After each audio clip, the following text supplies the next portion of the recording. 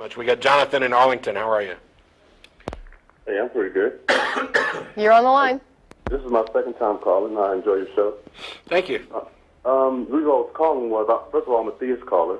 Much like the previous caller, I believe in a God that is unfalsifiable. In other words, can't be demonstrated. And do you have any good reason why you would believe in anything that's unfalsifiable?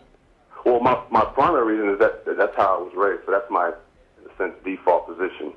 From there, from watching your show and from doing research, I gradually transitioned from the fundamentalist belief as far as holding the Bible as being the inspired word of God, and I'm kind of transitioning to the middle.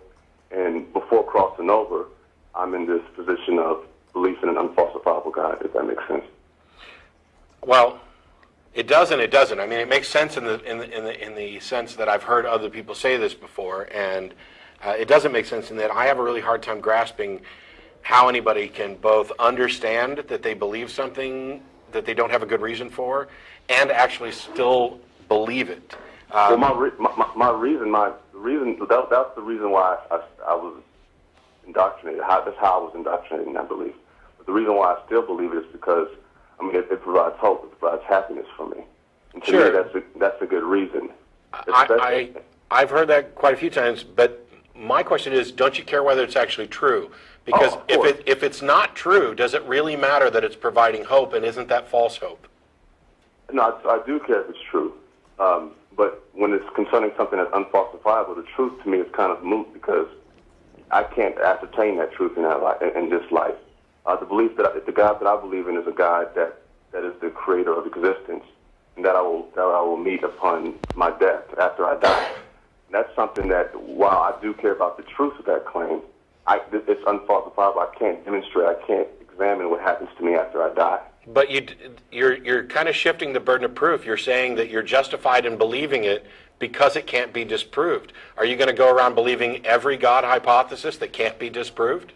Not just because it can't be disproved. Because it can't be disproved is the foundation, and because it makes me happy and it doesn't harm anybody. Those three tenets are the foundation of why I believe in it. Because it can't be disproved. It's unfalsifiable. It makes me happy, and it also is benign. It doesn't affect anybody else. Okay, I'll let you go right after this. I reject your claim that it doesn't hurt anybody. I would argue that it's actually hurting you, and that by accepting a proposition that you don't know to be true, you are limiting the options on your ability to discover what's actually true. And there are countless things that provide hope. And if you're actually concerned about whether or not it's true, I'd think that you'd take the steps to try and find out. But I know Tracy wanted to. I was just going to say that accepting unfalsifiable things as true is not reasonable. I mean, that's my only point. Yeah, I mean, just as a matter of definition, you're being There's a irrational. difference between saying I have reasons which are sort of like causes for why you believe it, like it makes me happy, versus reasons that are reasonable, logical premises that lead to the belief. The definition for logic is just a particular method of reasoning. So this is my method of reasoning. Whether you agree with that. No. I'm talking about there's two different ways people use the word reason. There may be like I can say, if somebody says to me, why did all these people die in the plane crash, and I say, well, the reason is the engine failed. That's not really answering their question of was there some reason, meaning was there like an intent behind this. So when people use the word reason, they sometimes have different meanings. And when we have, there are certain things that people can believe that seem to make no sense, and we'll see someone do something and it seems really senseless. I have no doubt that there's like an addiction, for example, it would be a good example of something for which there are underlying causes, but it's not actually like a conscious, reasonable thing to do, that you've got like these reasonable steps that are making sense and this is why you're doing it to reach this goal and blah, blah. It's not like that. There's like underlying causes for it, but it's an unreasonable thing because it actually destroys your life. Well, you said destroys your life, and Matt, you also... Addiction I'm talking about. I'm talking about, I was using addiction as an example to just say that this is something where there are actually causes for why the person would employ a thing that hurts them. But in reality, it's when you're talking about reasonable, as in, does the person have a good explanation for why they would do this to themselves? They don't. But Matt, you specifically said you think it's harmful, correct? Addiction is, I was just simply using... He's talking about what I said. I'm sorry, you're talking about... Yeah, I did. Actually, I'll hit a couple things real quick. One of the things that you started to say before we kind of interrupted you was that this is your own logic. You know, that okay, great. You can have your own quote-unquote logic, but you might as well be asserting that you have your own reality, in which case you've now divorced yourself from any sort of reasonable discussion. There isn't independent logics. I don't have my logic and you have your logic. There's just logical reasoning, and there's just the truth in the sense that we actually share truth and exist in the same universe. But where I'm saying that I find it harmful is you'd like to believe that the beliefs you hold don't affect anybody else and don't hurt anybody else. And I'd say that not only is that irrelevant if it's hurting you, but it's also untrue. Your beliefs don't live in a vacuum. Your beliefs have consequences. They affect your actions, they affect the decisions you make, and your decisions and your actions have consequences for yourself and for other people. You don't live as the only person on a planet. And so knowingly believing something that is irrational and trying to pretend that it doesn't affect anything is itself harmful. Not to mention the harm that you're ignoring. It may be minor things. I'm not saying that this is going to lead you, to be, raping people or murdering people or destroying. It's little harms, but they accumulate. And my thing is that I fail to see why somebody would knowingly be irrational and knowingly take risks about the truth when we have ways of living that don't require people to accept things without justification. Well, there's two things I kind of want to talk about. The first thing is when you said it's possibly harmful because now I'm in other words, if I just accept God as being true because it's unfalsifiable and it makes me happy, then I exclude myself from finding truth, and I don't see that as being mutually exclusive. I can see a scenario where I can still use scientific evidence for things which I consider falsifiable, things which can be observed. While also, no, you're excluding yourself from finding out the truth of that question. Oh, of that question. Yeah. Well, you've accepted a position without reason, and so at the point when you accept a proposition as true, that's the point at which you stop looking for the actual answer. But if that proposition, if we can both come to an agreement that proposition is unfalsifiable, we can't though. The question of whether or not a God exists is not a proposition that I necessarily accept as falsifiable. You said that you believe in a God that you are unfalsifiable. Yeah, you said that you believe in a God that's unfalsifiable. That's fine. My question is the bigger issue of does a God actually exist is not something that is necessarily unfalsifiable under every definition. But if it is, then the only rational position is to not accept that the claim is true. Otherwise, if you're going to be consistent and rational, how many other unsupported, unfalsifiable claims would you have to accept as true? You would be putting yourself in the position of being forced to either accept conflicting views or to cherry pick and pick the one that you like, which is what you've said you've done. But why shouldn't one accept something that's unfalsifiable? And you said I'm defining the God that I believe in because that makes it easy for everybody to be on the same page with this God. You said you cared whether or not this was true. I do care if it's true. And then why would you accept something before you knew that it was true? Because for me, I should believe that God exists, or I should believe that there is a God because, number one, it's true that it makes me happy as well. So there's more than just one truth of whether or not that God actually exists. No. There's one truth. It's either a God exists or a God does not exist. That's it. Whether it makes you happy is a separate question. You said you cared about truth, and I'm talking about the truth of whether or not a God exists. You're accepting that a God exists while acknowledging that you cannot possibly discern this truth, and you're doing it because it makes you happy. But why? Maybe somebody. What if somebody proposed to you that heroin was good for you, and you decided to accept that because taking heroin makes you happy? Well, that could be demonstrated that it's not good for you. I understand. I'm sorry that I picked something that's actually demonstrable. but it doesn't make any difference. If your primary reason is doing it because it makes you happy and you don't care whether or not it has been or could be justifiable, then you are in exactly the same position. That is not my primary reason. That's my primary reason when it cannot be proven, when it cannot be examined. So for anything that can be examined. So for anything that can't be proven, you're willing to accept that it's true as long as it makes you feel good. As long as it makes me feel good and it doesn't harm others. Why would you do that? Hang on. As long as it makes you feel good and it doesn't harm others? For instance, I could say, well, it might make you feel good to go kill other people. And this is based on the assumption that pleasure is Why do you think that what you believe doesn't have any kind of impact on others? It's making me sad that you're irrational. You are harming me. Well, even non-belief is a sort of belief. I mean, you could say everything affects others. You believe that you shouldn't believe. No. That can affect others, right there. My position is that beliefs should be reserved until evidence supports the claim. Do you believe that? Yes. Well, even so, that belief can affect others. Everything can affect others. Yes. That's my point. Yeah. And you have to be reasonable about whether you think it harms others. And I'm not saying it 100% it doesn't harm anybody. There we go. Now you've gotten rid of this doesn't harm people. So what level of harm are you going to tolerate in your irrational beliefs? Well, I'm sorry, hold on for a second. This is based upon assumptions that pleasure is preferable to pain. And I don't have a gauge for what's the pleasure scale or what's the pain scale. Sure. So obviously it takes some common sense. So I'm not saying it doesn't affect anybody at all. But I'm comparing it to religious beliefs where they actually go bomb buildings and it makes them happy. That sure. harms people. So your religious beliefs are better than the people who are calling for jihads. Big whoop.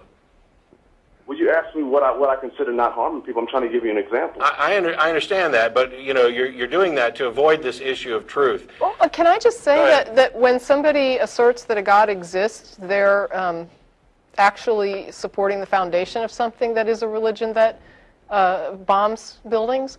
I mean, when a person says that a God exists to somebody that would bomb a building for their God, you are validating their foundational problematic belief, which is that this God even exists.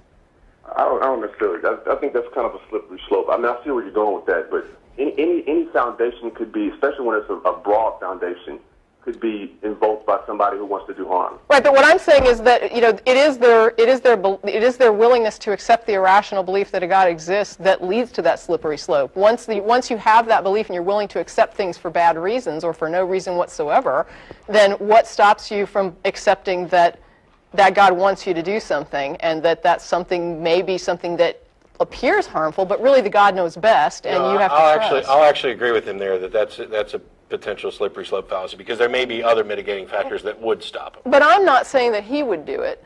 I'm just saying that the person who would do it sees him as validating their underlying belief in God. It's the one thing we've said many times before is that liberal and moderate Christians or theologians or theists, whatever, serve as validators for the more fundamentalist ones. And by the way, it's not that you just believe a God exists. You're not a deist. You have specific concepts of God that you've already presented, which is that you're going to meet him after you die. Well, just claiming that it's not falsifiable is a claim of knowledge about that God. Yeah. So I'm not exactly sure. It seems to me that you've begun with some sort of traditional religious belief of a God, and then tried to extract all of the things that you weren't happy with, and keep the rest because they make you happy and they haven't been disproven, and you don't think it hurts anybody. Which to me means that you actually do not care whether it's true, despite your claim that you do. Yeah, I can only tell you what I care about, and if it seems like I don't care about truth to you, I mean, that's your opinion. I do care about truth. Yeah, it is my opinion, but when I say, do you care about truth, and you say, yes, but I believe this thing irrespective of whether it's true or not, I'd say that there's an obvious conflict there. I didn't say irrespective of it's true or not. I said the truth cannot be ascertained right now. Well, that's the same thing. Irrespective of whether it's true or not is equivalent to cannot be attained. In other words, you can't know if it's true or not, but you're willing to believe it because it makes you happy. So That's not somebody who cares you're willing about to truth. sacrifice whether your beliefs, whether or not the belief is true, Okay, I see what takes you're saying, a back seat to whether or not it makes you happy. Which brings But up I'm not. But if it was proven to be false, I wouldn't believe it though. well, I that's a understand. shifting of the burden of proof. But why? My question is, why shouldn't I do that? I mean, Because what's shifting the burden of proof is irrational. Well, no, the reason, what Matt was saying was, the reason he thinks you shouldn't do it is because he thinks you should care about whether or not your beliefs are more likely to be true. But you're saying that only matters to you in cases where the belief doesn't make you happy. If the belief makes you happy and isn't, in your opinion, harmful to others, then if it's untrue, you're okay believing it. You don't care as long as it can't be proven. So, Well, when I look at unfalsifiable, I look at that truth value as being almost like moot. Like, yeah, so why would you assign it a positive truth value if you know that value is moot, and you're saying because it makes me happy and I don't see it as all that harmful?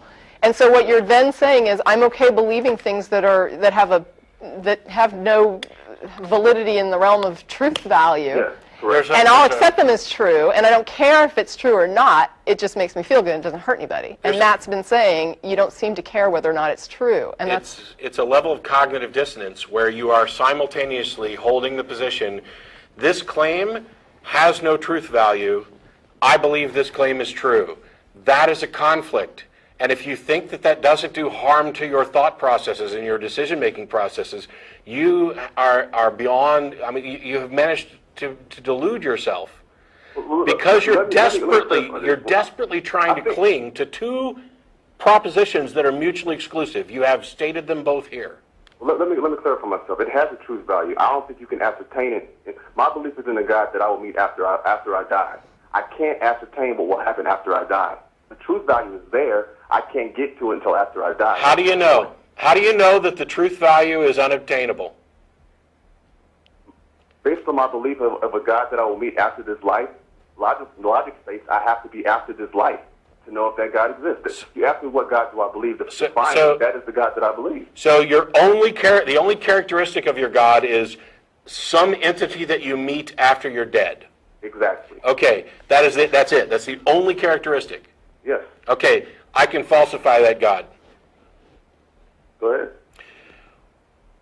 What makes you think that you're going to exist after you're dead when every piece of evidence and everything that we use to identify what a person is ceases at the moment they're dead? Well, I don't think we know that. We can see somebody after they're dead. We don't know. What reason do you have? What is it about you that you think will persist after your death, and why do you think that that's likely? Why do I think it's likely that I believe that I will persist after I'm dead? I know you believe that. how? I'm saying why. What is the mechanism? Because here's the thing. We have done tons of research, and while we don't completely understand the brain, we do know that the brain is the seat of who we are. It's where our likes, our preferences, our passions, our thoughts, our memories, and everything else reside. We have seen people who, through brain trauma, have had their memories reset, their personalities shifted, split brain patients, where they develop two completely separate personalities, in some cases where one is a theist and the other one is an atheist. This demonstrates to an almost certainty that the brain is malleable, and it's not simply a conduit for a soul. It is, the mind is an emergent property of the brain. We know that brains stop functioning at death, and therefore, since I could be born and have a brain accident today that completely wipes my personality such that I'm now, for all intents and purposes, a different individual with different preferences and a different personality, and then I die, that death is indistinguishable from the accident that wiped me the first time. So did I just have multiple souls that went on to meet this God of yours? Or, I mean, what is the justification for thinking that anything that makes you you exists after you're dead? Well, at that point, you would have multiple personalities. That's who you are. I don't have multiple personalities. One personality is gone at that moment. Well, that personality is gone.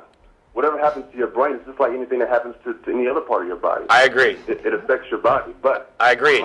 What I'm saying, what's your justification for thinking it affects more than that? My justification is the same with my other justification. I believe it because I hope for it to be true, and I know I can't prove it. I know it can't be proven until after until after death, when it can be examined. If I was to die and then all of a sudden I entered into this afterlife, I can examine that afterlife. But until I die, I can't. So to me, it's unfalsifiable. So that's the primary reason why I believe it. But you don't really know of any mechanism that would explain how a person could persist after death. No, I don't know. No, I don't claim knowledge of anything. It's simply belief. Okay. Yeah. So you don't care about truth. You believe whatever's comfortable to you. Well, I wouldn't say whatever because this is not. I don't do it. But I wouldn't say okay. If it hasn't been disproved to you, you'll believe it as long as it's comfortable. That is not someone who cares about truth. And it's thoughts like that, this idea of a persistent soul, that have done almost immeasurable harm against dealing with people who have brain disorders, brain damage, all the research about defining who we are and understanding what our brains do and how it works. That stuff is completely hindered by this absolutely unjustified, nonsensical notion that you're going to continue on after you're dead. That's wishful thinking. It has nothing to do with truth. My question again is, why shouldn't one thing, and you say it's because it's irrational. Well, to me, it's going to go in a circle. Why shouldn't one believe that? When it's unfalsifiable, obviously, this is all I'm talking about. Why shouldn't one believe what one hopes to be true? What good reason do I have not to? Because once you believe that something is true, boy, I thought I explained this. Once you believe that something is true, it inhibits your ability, it stops you from looking for an actual answer. Now, you're comfortable doing that because you've already decided, without any supporting evidence, that these are questions that simply can't be proven, which actually demonstrates the problem. You've come up with an issue and said, oh, we can't ever prove this one way or the other, so I'm going to believe whatever's comfortable for me, which stops you from continuing to investigate to find out whether or not we actually could know one way or the other. I don't and agree you've with that. defined it in... I don't think it stops me from searching. I don't agree with that premise. Why would it stop? Why would you continue to search for the right answer once you think you have the right answer? How many examples of cognitive dissonance are you going to give in one call? I believe I have the truth, but I'm going to keep looking for the real truth. So there's never a scenario where scientists think they have the right answer, but keep on searching to make sure that that's never... Scientists don't assert truth. Anybody for that matter. There's no scenario where somebody would think they have the truth, but keep searching. Not when you've already determined that you think it's that you think it's unfalsifiable. So, in other words, you can't, to think that something will never be known, you almost have to assert that you can know everything. Because you'd have to say that, there is no piece of knowledge that we could come across that would allow us to know this. And I don't know how you would know that. That, to me, is confusing. I believe it's unfalsifiable, but tomorrow I might not. If I keep searching, maybe I can search and maybe it won't be unfalsifiable. I highly recommend it. I'm not searching. You said, why do I believe it? Because right now I believe it's unfalsifiable.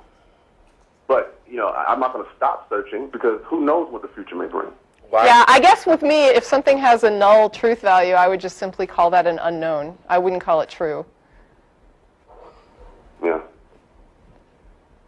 Well, this has the potential of going around in a circle. I just kind of wanted to get your input. Now, I see where you're coming from with the potential of not searching if you think it's null. I can see how one could think that. But the big issue is what Tracy just said. If something's unknown, it's unknown, and it's dishonest to apply a truth value to it. Whether you think it's falsifiable or not, it's dishonest to say, I believe X is true, and to simultaneously acknowledge that it's an unknown. You're being dishonest to yourself, which you're entitled to do.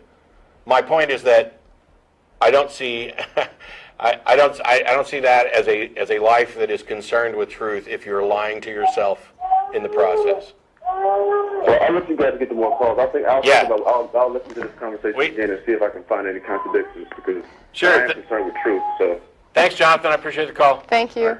Bye. As a reminder, we're heading to dinner after the show's over. El Arroyo at 5th and Campbell.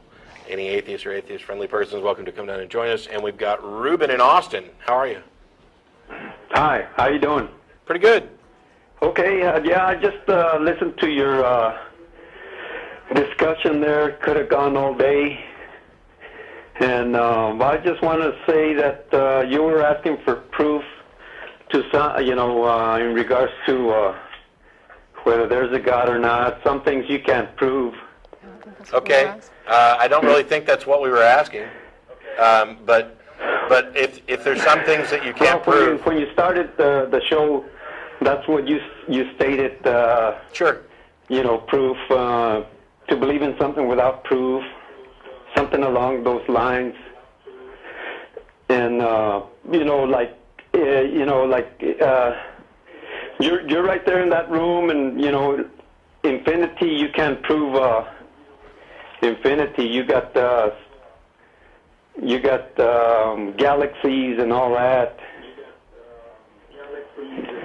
And, you can't... You might want to turn down your TV. You might want to turn down your TV because we're getting an echo. You might want to turn down your TV because we're getting an echo. See, there I am telling you. So what exactly is it you're saying? Because I hear it just, no offense, but it's kind of rambled from I'm sitting here to infinity to galaxies. What's the point? Some things you can't prove. You're trying to get proof for this and that, and some things you can, some things you can't. Yes, and the things that you can't prove, you shouldn't believe them. Right. No. Yes.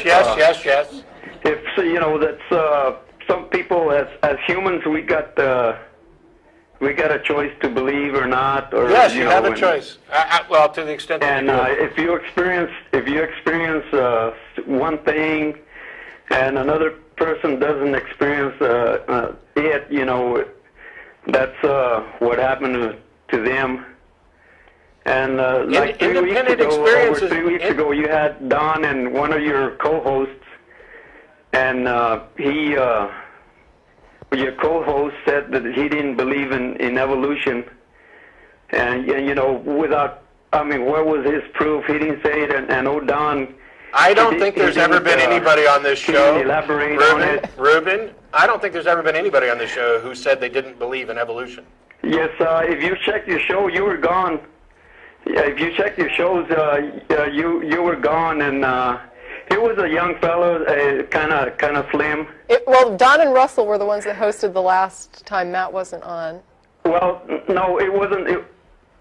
Okay, let me put a stop, guy, Rubén.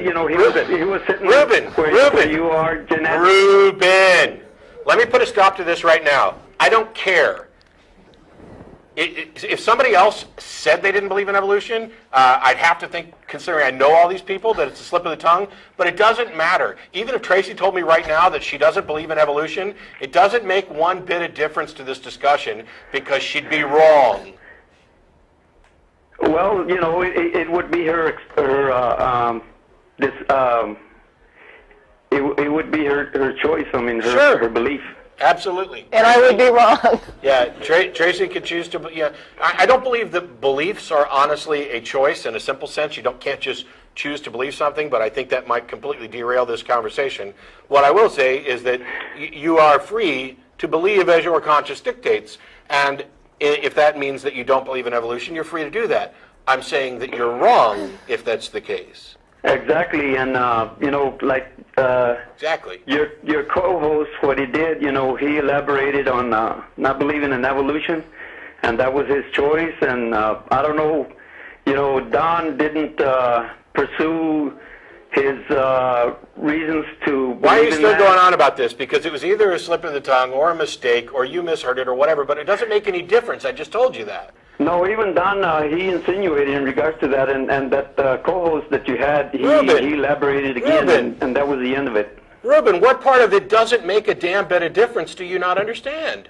Well, as humans, we got choices, and your co-host had the choice of not believing in evolution. Well, look, we don't have the co-host here to defend their positions. There are times I've heard some people say I don't believe in X because I know it to be true. I still haven't heard any of our hosts take that particular position either. We tend to define belief as holding something as true. So whether we would call it knowledge or belief, if we're that committed to it to call it truth, then it would be irrelevant. Well, look it up. He was on there about 3 or 4 weeks ago, and I've been watching your show for Many, a lot of many years. And he was on there. Look it up, and you'll see it. Yeah, Rubén, I don't care. What's the point of the call? Huh? Well, just like I stated, that some things you can't have proof Okay, right in front of you. Now, some you now we're getting somewhere. Some things you can't prove. Okay? Exactly. Like infinity. No, stop, evolution. stop, Rubén. Oh, evolution can't be proved. Evolution can't be proved? Are you saying that? Well, not according to your co-host. If you look about 3 Hey, years Rubén, ago- I'm going to hang up on you in about 10 seconds. I swear to your God.